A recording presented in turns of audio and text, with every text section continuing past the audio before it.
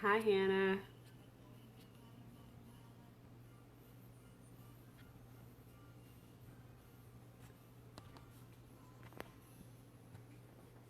Hi, Nicole. Thank you for joining me. Oh, thank you, Hannah. Thank you, ladies, for tuning in with me tonight. We have been discussing quite a bit this week and focusing a lot this week on women's health. And taking care of our bodies and making sure that the endocrine system is healthy. If the endocrine system is healthy, then everything else will be in alignment with your body as well. As far as your reproductive organ, which is your ovaries, your fallopian tubes, you have the uterus, and all of those play a major role in your overall health as a whole. So I know this week we covered quite a bit from yeast infections as well as bacteria vaginosis, which are common, factors that women deal with. We talked about heavy cramping as well. We talked about endometriosis. We've discussed PCOS, which is polycystic ovarian syndrome. We've also discussed, what was the other? We talked about so much this week. PCOS, endometriosis, uterine fibroids, okay, and ovarian cysts. So we've talked quite a bit this week on how to prevent those growths from happening. We've, talked about the herbs that we should be intaking. One of the most important things when it comes to your uterine health and trying to keep a healthy womb is the diet. So if you're eating properly, a rainbow diet, you're intaking the right minerals. And one of the most important things is your sea moss. If you have not gotten your sea moss, you need to get this. This sea vegetable contains 92 of the 102 daily recommended minerals that you should have to keep your entire body functioning on a healthy level. Sea moss, is harvested. This sea moss is wild crafted. It's sun dried.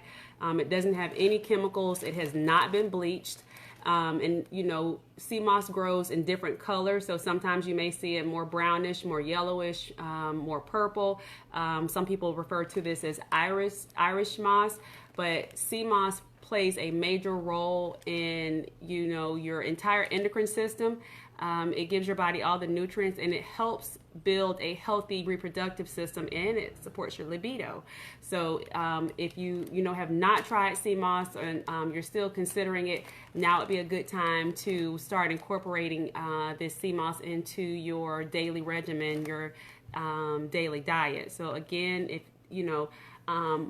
your health, your uterine and reproductive system plays, it is dependent on you eating properly, you getting the right amount of rest, sleeping, not stressing over any issues in life, because stress can cause a lot of the onset issues that we deal with in our uterus. You should also incorporate other regimens, the herbal remedies to help keep your reproductive system healthy. So tonight we're gonna talk about the not so well known practice of Yoni steaming. Tonight I'm gonna focus a little bit on menopause as well. I did get some questions, on vaginal dryness. How can we eliminate that from happening as well. And there's some herbs that you can take, internally, to help with vaginal dryness as, one of the, issues that, women do experience, with their reproductive system. So one of the first questions that I got tonight was, what is Yoni steaming and is it safe? And Western doctors do not look at Yoni steaming as a viable treatment for reproductive health issues. Yoni steaming dates back, if I'm not mistaken, to the 7th or 8th dynasty, way back in China. Like, they were doing this hundreds of years ago. Over 200 years ago, people were yoni steaming.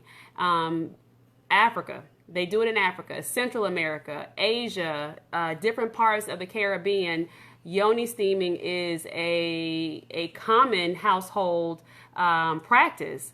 But however, if you're in the Western areas, what yoni steaming is looked at as something being primitive, something that's very, unintelligent, like there's no intellect when it comes to steaming. And when I started researching a little bit more on the history of gynecology began, in the Western area, in the Western region, and with a doctor, and I can't remember his name, but he, began to study the woman's reproductive system. But he was more of a butcher because he, started cutting open women and trying to figure out how the reproductive system would work.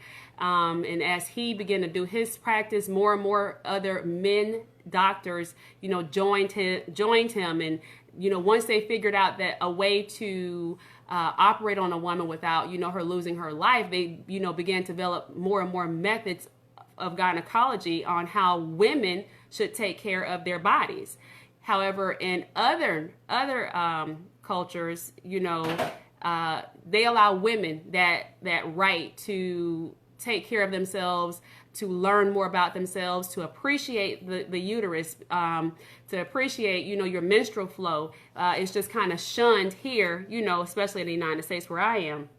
I was introduced to yoni steaming back in 2017. I gave birth to a healthy 9-pound baby boy, and I was speaking with some ladies, a lady from Haiti, and she was telling me, she was like, after you have this baby, you need to do, I'm going to give you a Haitian detox bath, and I want you to do a yoni steam. And I kind of looked at her, and I said, I've never heard of either one. Like, what is that, and what do I do with that? And so she walked me through the instructions on, taking this postpartum bath.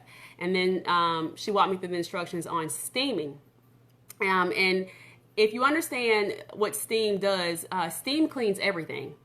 Everything. People use steam to clean their floors at home. Estheticians use steam to do facials and to get, your skin clean. And, we use steam on the body, on the face, because, it penetrates the actual cell tissue. And one thing about heat improves circulation. So when the circulation is low, it creates stagnation of the cells. So that means the cells aren't moving the way that they're supposed to. And we've been talking about this all week about the liver, moving the wastes and the excess estrogen out of the body, through the bowels. So when you don't have good circulation in the uterus, it begins to create stagnation, and that's where you get the fibroid tumors. That's how you get the ovarian cysts to form. We get the endometriosis, where the lining that's supposed to be created inside of the womb grows outside of the womb, and it causes a lot of pain. So we use steam as a tool at home to take care of yourself, to, help eliminate some of those other issues, that I just read off. Now, the benefits of steaming, in my opinion, outweigh going to a medical professional and getting, the diflucan pills and the antibiotics that they provide for you for trying to, heal yourself from these bacterial infections. And it even gets to the point where some women have to lose their uterus. Their uterus is destroyed because of these overgrown fibroids. Now, when we talked about estrogen dominance being the reason why, our bodies begin to create these growths, and if our liver isn't filtering out those toxins, it's bound to happen.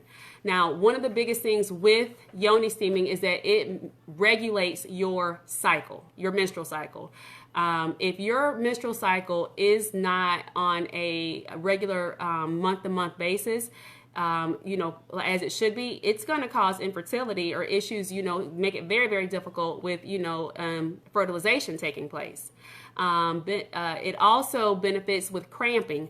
I've had women, come to me about intense cramps, and it's because, the fibroids are so big and it's causing pain and pressure. Steaming also helps with postpartum contractions. It helps with clotting. A lot of women pass clots, and that's not normal. You shouldn't be passing clots with your menstrual cycle. Steaming helps with, like I said, infertility. It also helps with endometriosis. Now, when there's stagnation in the uterus, that's where the cramping comes into play.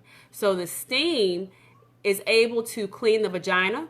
It's able to clean the cervix. It's able to clean the fallopian tubes. It's able to clean your ovaries without even having to physically touch them at all. So I have blends. There are certain herbs for certain, symptoms that we can put together for you. And I, have studied Chinese medicine on certain herbs to put together for steaming.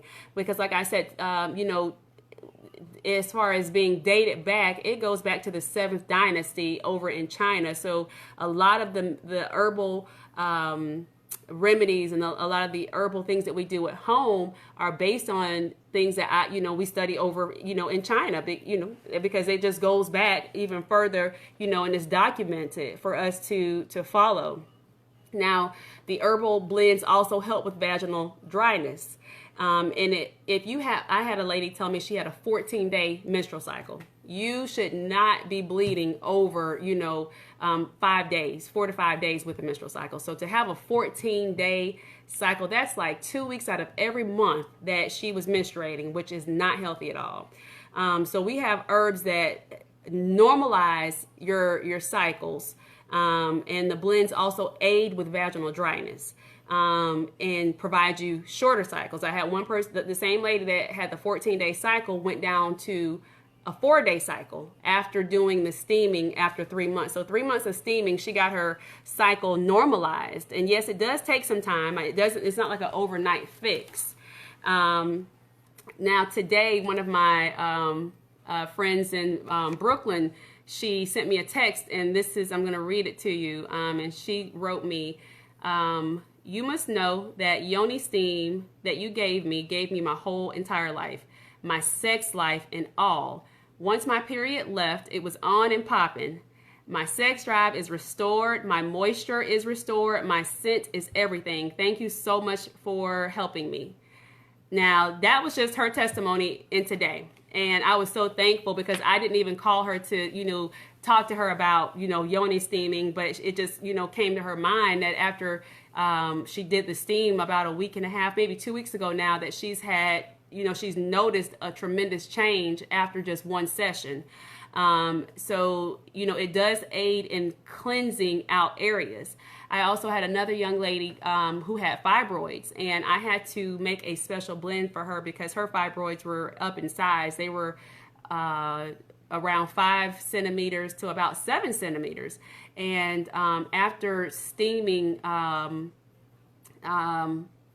for a couple months and doing it a couple times in each month, she began to notice that the fibroids were actually passing out of her, after a certain period of time. And I was just like, wow, I was in amazement to hear that, her fibroids were actually being released from her body as a result of her steaming. So it's just like the steam is able to get into the cervix and actually go into the uterus and, cause a breakdown to happen. It basically is almost like a non-invasive, non-surgical method of, having this to happen. Now, I'm not a licensed medical professional. I'm not a doctor. These statements are not FDA approved, but these are real testimonies that, women are reporting, and one thing about the uterus, it's the most important organ in all of humanity. Without the uterus, we could not be here. We wouldn't be here. We are, that uterus represents the mother of civilization. So we have to take ownership of our bodies. We have to take ownership of our reproductive health. We have to take ownership of that menstruation that, that takes place every month. And we have to care for our bodies in a way that we've never been taught. Of course, there's research out there, there's data out there. Most doctors that I've actually come across have told me, oh no, steaming is very dangerous. It's very, very dangerous. You shouldn't do it because it can lead to medical problems. And that's because they want to keep you in their office. They want to make sure that you're coming there, on a regular basis and getting their pharmaceutical medications. They do not look at steaming as being something that should be included into, their medical practices. So the steam actually is released, and you basically, so I'm going to kind of tell you how to do it. Now, one method, tomorrow I'm going to post some pictures of my Yoni steam box. I actually have a carpenter who's designing one for me. And it'll, eventually be for purchase as well. But we're going to try to make this very personal to, you ladies, so that you can actually start doing these at home on a regular basis to, increase. And it also increases your libido, if I didn't say that earlier. So the steam does increase, your libido over time as well. So one of the methods, if you've ever seen one of these little types of it's like a sitz bath, and basically this is what you can use in the meantime, and I will have these available as well. And so you would fill the basin of it with water, and then the herbal blend, you're going to steep that for about a good 10 minutes, and you'll pour the tea in here, and then you will place this onto the toilet, and you will sit over this and allow the steam to enter the vagina. And as you're sitting there, it will go up into the cervix. It'll go into the uterus and help to cleanse out any impurities and any stagnant cells and cause your body to be refreshed. Like I said, steam and heat are very good cleansers, and they're relaxing as well. Typically, when you do a Yoni steam, you would sit over the steam for about 5 minutes to 30 minutes, just whatever's comfortable for you at that time. You should never, ever, it should never hurt. Yoni steaming does not hurt. It will only hurt if you're sitting over the water when it's too hot. So you have to let it cool off to a certain degree before, sitting over it, because your tissues down there are very delicate and very sensitive. It should be very nice and cozy, and it should never, ever, ever, be too hot, because it can cause some damage. Now, again, so when you're sitting over this, one of the best practices is to get a towel to wrap around you to trap the steam in so that it does not, escape, because you want to get the best benefit of actually doing the Yoni steam itself. So, Hannah, I hope I answered your question on how it actually works. So this is a quicker method that you can do at home. But tomorrow, like I said, I thought I was going to have the Yoni steam box tonight, but my carpenter, he did not get it in time. So I will definitely have it available to share with you all tomorrow. And I can kind of do like a little mini demonstration on how you would use it at home. Now, as far as vaginal dryness, the steaming does help the stagnation.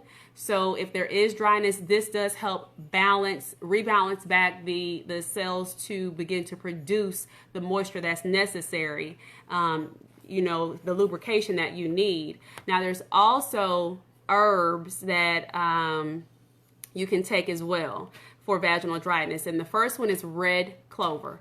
So if you, experience dryness, red clover is going to help you. And the other one is oat straw. So OATSTRAW. And then you want to incorporate sea moss. So red clover, oat straw, and sea moss are the three key elements in boosting, the moisture level, if you choose not to do a steam. So if you don't, steam, there's another method, you want to use it, internally with the red clover, oat straw, and the sea moss to help you with lubrication. And a lot of women who are going through menopause experience vaginal dryness. So these are some herbs and minerals that you need to incorporate into your diet. And also slippery elm. Slippery elm does just what it says. It makes it slippery. So I hope that, that doesn't seem offensive, but I mean, it does what it does. So slippery elm, I've had some really good feedback from people that have actually used that as well.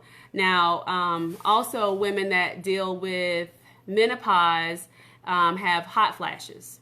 So again, we talked about our diets and trying to rebalance our bodies. So if you are experiencing hot flashes, black cohosh is a very good herb, and it's spelled BLACKCOHOSH.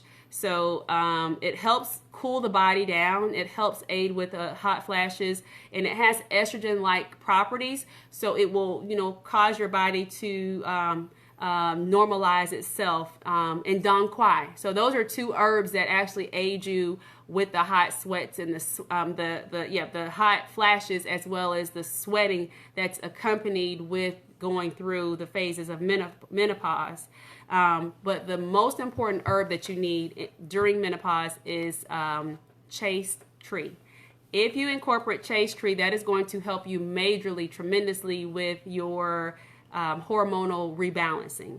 So also eating foods like yams and black beans for the estrogen, eating foods like cucumbers and celery for helping with the hot flashes will also aid you when dealing with menopause.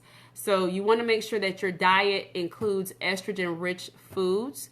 If you are dealing with the reduction of estrogen, you want to make sure you're including chaste tree. You want to make sure you're including dong quai and the black cohosh for the hot flashes and the sweating and the uneasiness that you get with the menopause. And then yesterday,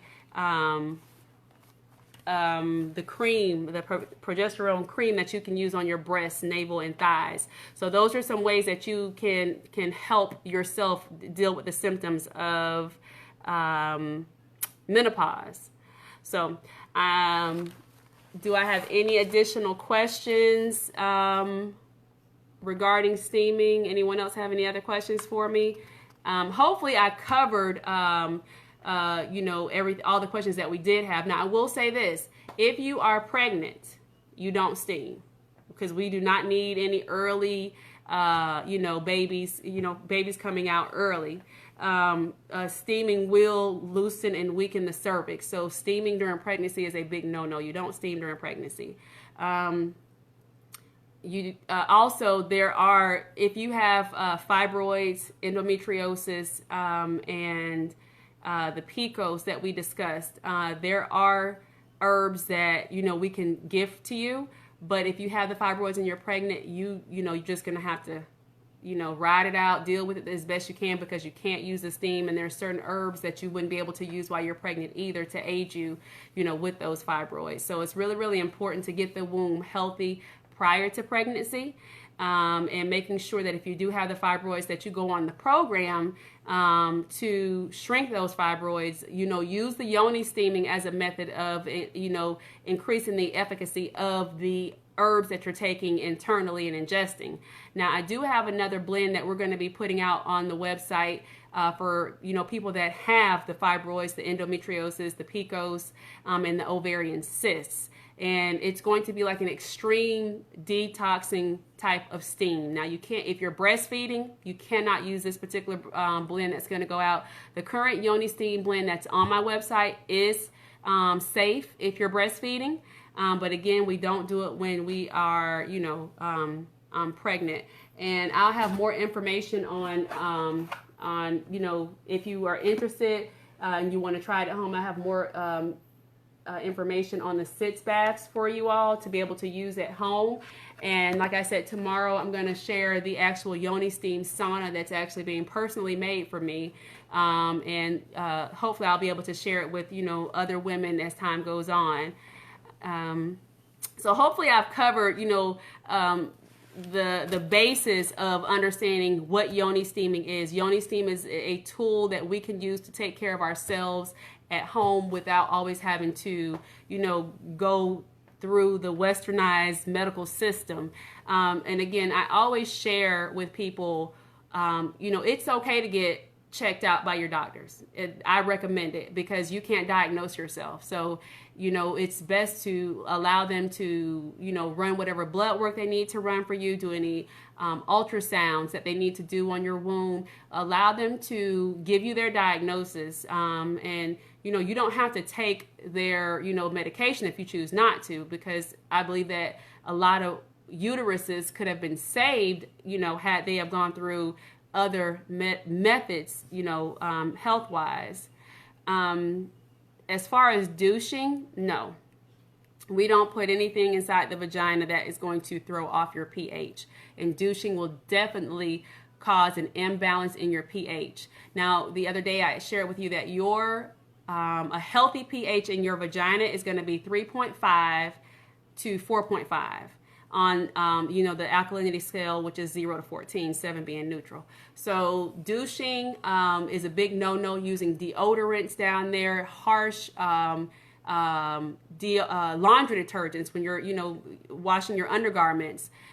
Inserting anything into the vagina will cause an imbalance, with the pH and cause you to develop a bacterial infection or even yeast to grow. So I would not recommend actually, douching with the herbs. I mean, if you choose to take a detoxing bath, like you could use herbs to take a detoxing bath, and to soak in that. I personally know that you can use ginger or ginger powder. Like I said, after I had my baby, the mother, I call her my Mother Earth. She gave me a detox bath to take postpartum to help tonify my uterus and to help to shrink it back down to its normal size. So herbs are good for bathing in, and it does help, help the body. So I would not recommend, douching with anything. So, not to insert anything, that's going to throw off your balance. Oh, you're welcome. Any other questions for me tonight? Okay, well, if nothing else, I'd like to thank all of you for joining me.